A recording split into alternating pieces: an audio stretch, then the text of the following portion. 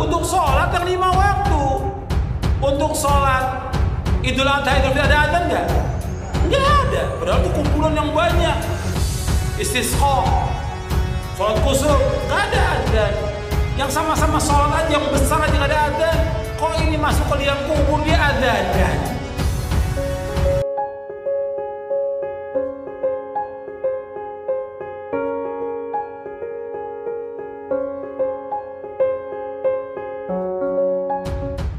Assalamualaikum warahmatullahi ta'ala wabarakatuh. Alhamdulillah wa syukurillah wa la hawla wa la quwata illa billahil aliyil azim, amma ba'd. Alhamdulillah, para pemirsa yang dirahmati Allah subhanahu wa ta'ala, di awal video tadi kami menyertakan dari beberapa da'i ataupun ulama yang berpaham salafi wahabi yang menyatakan bahwasanya azan di selain sholat itu tidak disyariatkan di dalam agama. Bahkan tidak sesekali apa-apa yang mereka anggap tidak disyariatkan dalam agama menurut pemahaman mereka itu dikatakan sebagai bid'ah. Lagi-lagi bid'ah adalah sesat dan lagi-lagi sesat adalah finnar. Kaitannya dengan azan ini ada beberapa ulama yang banyak membahas panjang lebar tentunya, dan di madhab Imam Syafi'i terjadi ikhtilaf. Ya, ada yang mengatakan menganjurkan, ada yang memperbolehkan, dan juga ada yang melarang. Tapi semuanya ada runutannya. Dan pemahaman-pemahaman yang diberikan oleh orang-orang salafi wahabi disajikan kepada masyarakat ini seakan-akan pemahaman tunggal. Apa pemahaman tunggal? Kemarin di dalam beberapa edisi para ulama di media mengatakan bahwa mereka menggunakan kacamata kuda. Apa kacamata kuda tersebut? Pemahaman yang tidak melihat. Kan kuda kalau berjalan kan begini, tidak bisa lihat ke sana, tidak bisa lihat ke sini. Artinya apa? Mereka tidak melihat pendapat-pendapat ulama yang lain, dan yang punya andilnya sendirilah yang dibenarkan dan menyalahkan kepada yang lain. Nah, ini yang oleh sebagian para ulama, para pakar-pakar Islam kita akan menyebabkan bibit-bibit radikalisme, sehingga akan terjadi perpecahan di kalangan masyarakat, di kalangan bangsa dan negara yang mengataskan nama agama. Waliyadzubillah. Para mustami'in, mustami'at rahimakumullah, akan kami sertakan dalil kaitannya dengan pelaksanaan adzan, baik itu adzan yang digunakan ketika orang yang mau dimasukkan ke liang lahat, ataupun azan ketika safar, azan ketika terjadi kejadian seperti hanya kerasukan jin dan lain sebagainya. Ini sudah diajarkan dan dituntunkan oleh para alim, oleh para ulama kita. Oleh karena itu, jangan kita sesekali terprovokasi dengan adanya tafsir tunggal dalam beragama dan bersyariat ini, dengan provokasi-provokasi yang dilontarkan oleh paham-paham wahabi.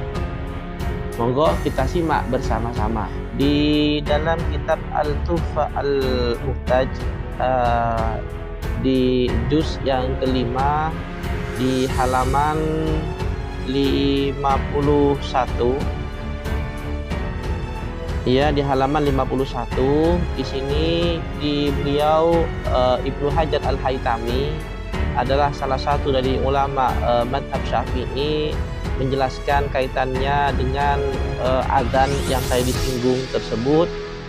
Beliau mengatakan bahwasanya qad yusannu al-adzanu li ghairi shalah.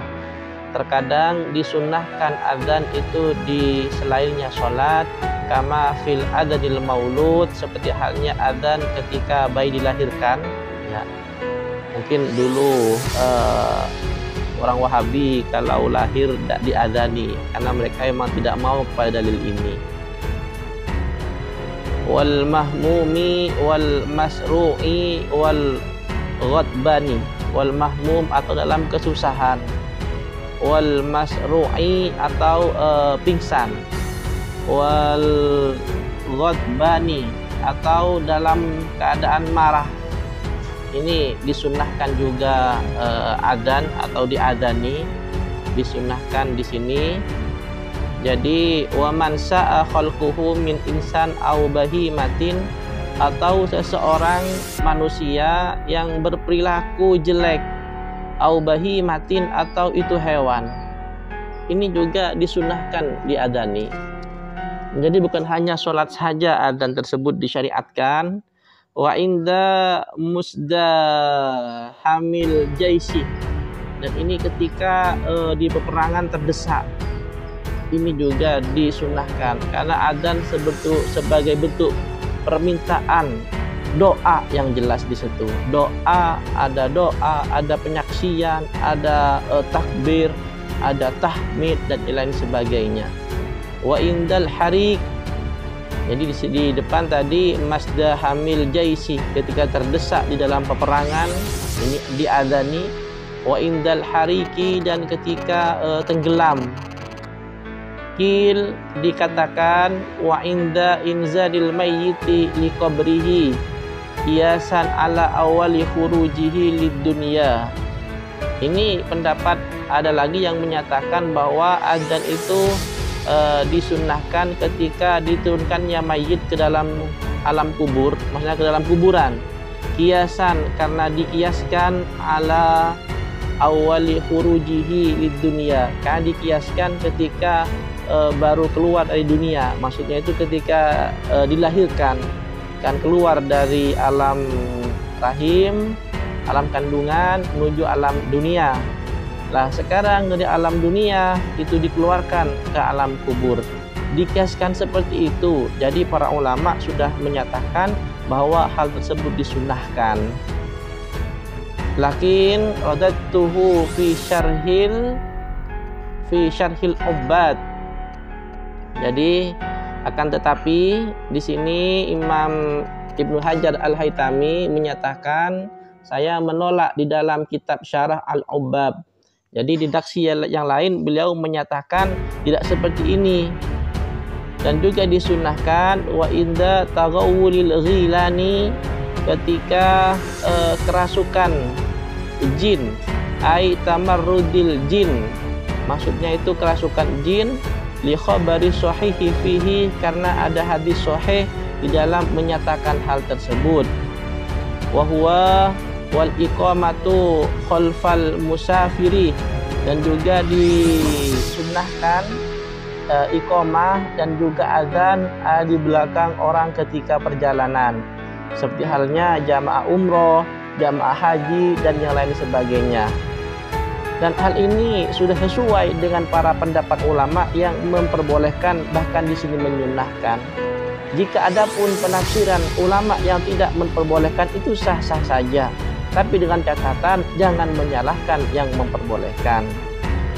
Kami tambahi kembali, dijelaskan pula, ia menceritakan seorang ulama salaf yang mengawali azan ketika pemakaman. Ini ada yang lebih khusus. Jadi dari Ali ibnu Husain al-Aswabi, namanya Abu Hasan, faqihun, adalah orang yang ahli faqih, usuliyun, jadi ahli usul faqih, yamaniyun, yang berbangsa Yaman, wa huwa awwalu man sanna al-adzan, dia adalah orang yang membiasakan adzan, mengawali adzan, liman yusaddu lil lakhdi alal mayyiti, yusaddu, ketika mayit mau diletakkan ke liang lahat. Ala kulli halin, pendapat ini seyogyanya menjadi pencerahan kepada kita bahwa amalia yang telah kita kerjakan sesuai dan tuntunan oleh salafun salih. Sekian yang dapat saya sampaikan. Syukran wa dumtum. Terus kita belajar, terus kita mengupdate informasi kaitannya amalia ibadah yang kita laksanakan dalam kehidupan sehari-hari.